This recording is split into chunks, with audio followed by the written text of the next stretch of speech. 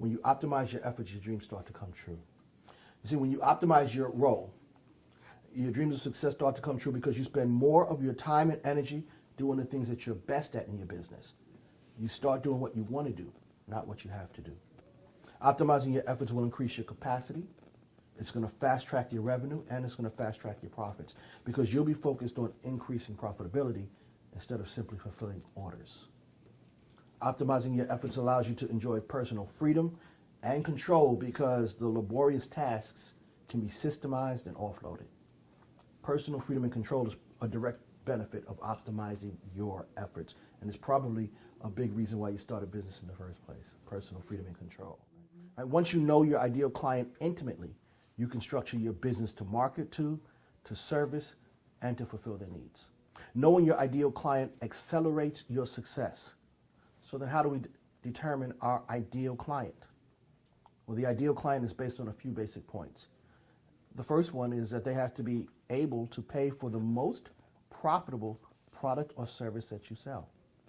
The second, they have to be pleasant to work with. And third, they have to be comfortable working with you in a way that helps you to achieve your goals. There are other considerations that can be included in that, but these basic points are like a good starting area. And once you've identified your ideal client, you can focus your business, your marketing, your message, and your activities to meet the needs of that ideal client. Once you know your ideal client, you can position yourself as the expert that client needs, which is going to allow you to charge more fees. So knowing your client, your ideal client, it speeds your way to making your dreams come true. Knowing your numbers, that's the third key to making your dreams come true. And there are a lot of numbers that you have to know when it comes to running a business, but to improve or increase profits and reach goals faster, there are two specific numbers you need to know. The first one is cash flow, and the second is gross margins. Now, gross margin is actually where many business owners fail. Your gross margin is how much actual money you make after you sell something.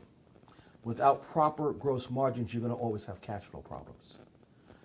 You make sure that, and this is just a tip when it comes to gross margins, that you price your products or services in such a way that your gross margin covers cost of goods sold, operating expenses, and lifestyle.